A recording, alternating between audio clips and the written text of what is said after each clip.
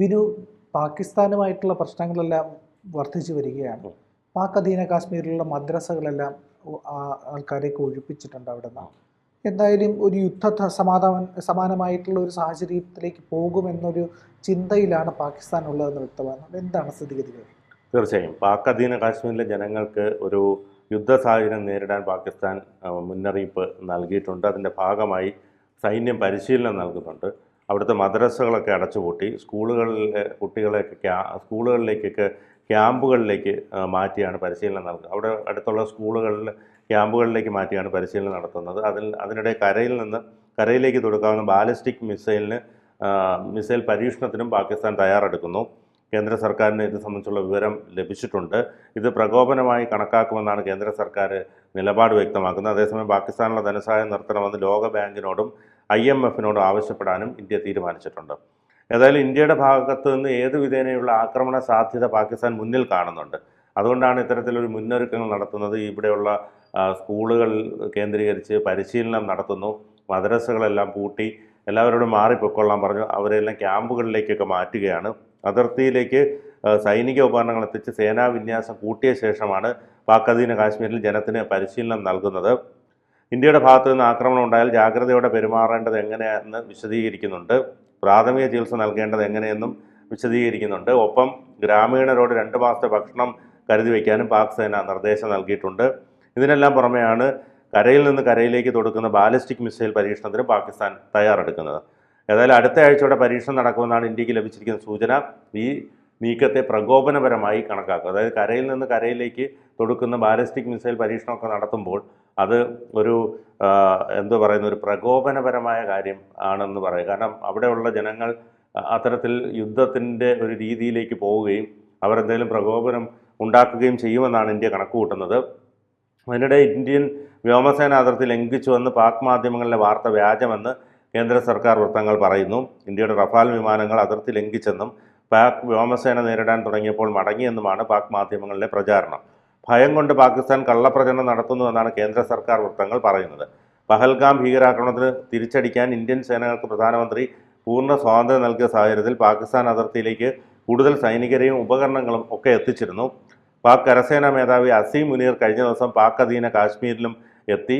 ഏതായാലും ഒരു യുദ്ധ സാഹചര്യം മുന്നിൽ കണ്ടുകൊണ്ടുള്ള പ്രവർത്തനങ്ങളാണ് പാകിസ്ഥാനും നടത്തിക്കൊണ്ടിരിക്കുന്നത്. അതുകൊണ്ടാണ് പാക് അധീന കാശ്മീരിൽ ഇത്രയധികം മാറ്റങ്ങൾ അല്ലെങ്കിൽ ഇത്രയധികം ആയുധ പരിശീലനം അടക്കം നൽകുന്നത്. മദ്രസകൾ പൂട്ടുന്നു, മദ്രസകളിലുള്ളവരെ എല്ലാം മറ്റ് സ്ഥലങ്ങളിലേക്ക് ഒഴിപ്പിക്കുന്നു, അവിടെയുള്ള ആളുകളെ മുഴുവൻ സ്കൂളുകളിൽ എത്തിച്ച് പരിശീലനം നൽകുന്നു.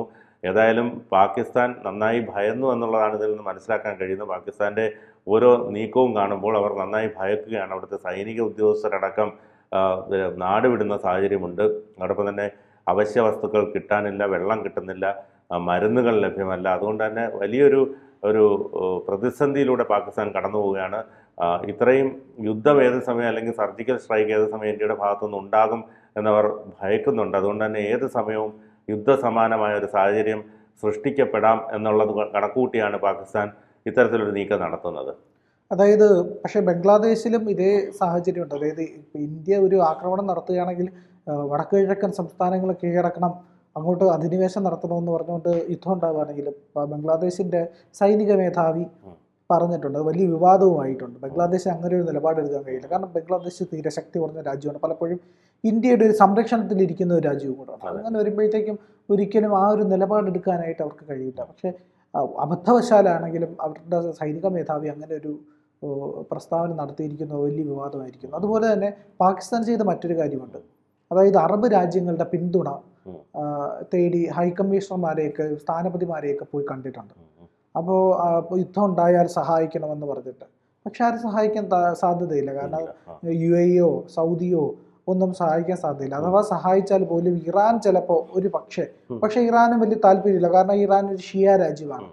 ഈ പറയുന്ന സുന്നി രാജ്യമായ പാകിസ്ഥാനോട് വലിയ താല്പര്യമൊന്നും അവർക്ക് കാണാൻ സാധ്യതയില്ല. കാരണം ഇറാന് ഭയങ്കര ശല്യമാണ് പാകിസ്ഥാനെ കൊണ്ടുണ്ടാകുന്നത്. കാരണം അവിടെ നിന്നുണ്ടാകുന്ന നുഴഞ്ഞുകയറ്റം, ഈ പറയുന്ന അതുപോലെ തന്നെ അനധികൃതമായിട്ടുള്ള കുടിയേറ്റം, അതിർത്തികൾ ഉണ്ടാകുന്ന പ്രശ്നങ്ങൾ, ബലൂചിസ്ഥാൻ മേഖലയിലെ സംഘർഷം, ഇതൊക്കെ കണക്കിലെടുക്കുമ്പോൾ ഇറാന് തീരെ താല്പര്യം പാകിസ്ഥാനോടില്ല. അതുകൊണ്ട് തന്നെ ഇറാൻ വലിയ സഹകരണത്തിനൊന്നും നിൽക്കുമെന്ന് തോന്നുന്നില്ല പാകിസ്ഥാനായിട്ട്. പിന്നെ സഹായിക്കാൻ ആകെ സാധ്യതയുള്ള ചൈനയാണ്. അതും പൊട്ടാത്തതും ചീറ്റിപ്പോയതുമായിട്ടുള്ള ആയുധങ്ങളൊക്കെയാണ് പാകിസ്ഥാന് ചൈന കൊടുക്കുന്നത്. അവരുടെ ഏറ്റവും വേസ്റ്റ് ആയിട്ടുള്ള സാധനങ്ങളാണ് കൊടുക്കുന്നത്. അത് പാകിസ്ഥാൻ പലപ്പോഴും ഉപയോഗിക്കുമ്പോൾ പരീക്ഷണം നടത്തുമ്പോൾ പോലും പരാജയപ്പെടുകയൊക്കെയാണ് ചെയ്യുന്നത്. അങ്ങനത്തെ ഒരു സ്ഥിതിയിലിരിക്കുന്ന പാകിസ്ഥാന് ഇനി എങ്ങനെ പ്രതിരോധിക്കണമെന്ന് അറിഞ്ഞുകൂടാ നട്ടം തിരികെയാണ്. ഒരു യുദ്ധം ഉണ്ടായി എന്ത് ചെയ്യണമെന്ന് ഒരു പിടിയില്ല. കാരണം ഒന്നുമില്ല, കംപ്ലീറ്റ് പാപ്പര. അതേ പാപ്പരയെല്ലാം നശിച്ച് കയ്യിൽ നിന്ന് സകലതും പോയി ഇരിക്കുന്ന അവസ്ഥയിൽ ഈ പാകിസ്ഥാൻ വിചാരിക്കുകയാണ് ഇന്ത്യയെ എങ്ങനെ പ്രതിരോധിക്കണം.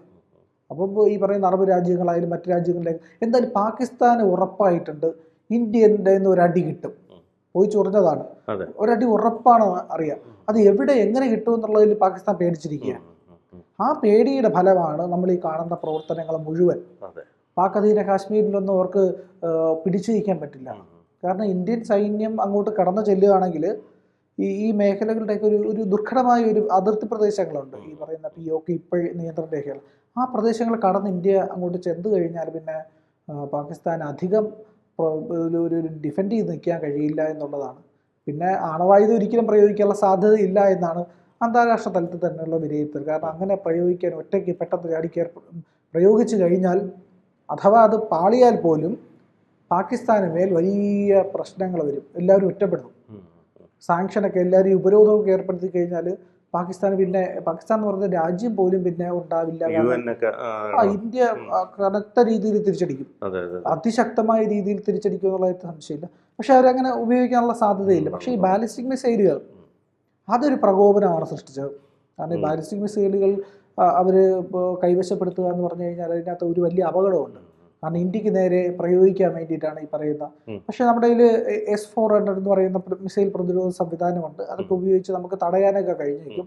പക്ഷെ എങ്കിലും ഒരു സംഘർഷം അത് ഫുൾ ഫ്ലഡ്ജ്ഡ് വാറിലേക്ക്, അത് പൂർണ്ണ യുദ്ധത്തിലേക്ക് പോവുകയാണെങ്കിൽ ഇരുപക്ഷത്തും നഷ്ടമുണ്ടാകും. പക്ഷെ നമുക്കുണ്ടാകുന്ന നഷ്ടം നാമമാത്രമായിരിക്കും. വലിയ പ്രശ്നത്തിലേക്ക് നമ്മൾ പോവില്ല. കാരണം നമുക്ക് കരുതൽ ധനവും കരുതൽ ഭക്ഷണവും ഫുഡ് ഗ്രേഡ്സ് ധാന്യശേഖരവും ഒക്കെ നമ്മുടെ കയ്യിലുണ്ട്. പക്ഷെ പാകിസ്ഥാൻ അതുപോലും ഇല്ല.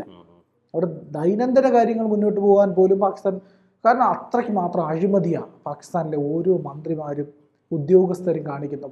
അതിഭീകരമാണ് അവിടുത്തെ അഴിമതി എന്ന് പറഞ്ഞു കഴിഞ്ഞാൽ. അഴിമതിയും കള്ളപ്പണവും കൊണ്ട് മാത്രം അവിടുത്തെ ആൾക്കാർ നിലനിന്ന് പോകുന്നതാണ്. അപ്പോൾ ഇങ്ങനെ ഒരു സാഹചര്യത്തിൽ ഇനി എന്ത് വേണം എന്നുള്ളത് പാകിസ്ഥാന് പിടിയില്ലാത്തതുകൊണ്ട് ഗത്യന്തരമില്ലാതാവുമ്പോഴാണ് അവർ ഈ പറയുന്ന ലോകരാജ്യങ്ങൾക്ക് മുന്നിലേക്ക് കൈനീട്ടുന്നത്.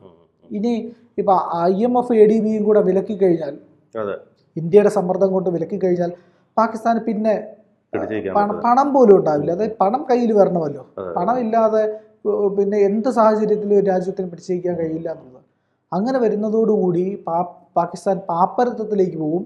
ആ പാപ്പരത്വത്തിൽ നിന്ന് സമ്പൂർണ്ണമായ തകർച്ചയിലേക്ക് പോകും. അത് പാകിസ്ഥാൻ ഒരിക്കലും വീണ്ടെടുക്കാൻ തിരിച്ചു വരവിന് കഴിയില്ല. അപ്പോൾ പാകിസ്ഥാൻ ചിന്ന ഭിന്നമാവുകയും ചെയ്യും. കൂടുതൽ വാർത്തകളും വിശേഷങ്ങളും നിങ്ങളിലേക്ക് എത്താൻ ABC മലയാളം സബ്സ്ക്രൈബ് ചെയ്യുക, ബെൽ ബട്ടണും അമർത്തുക.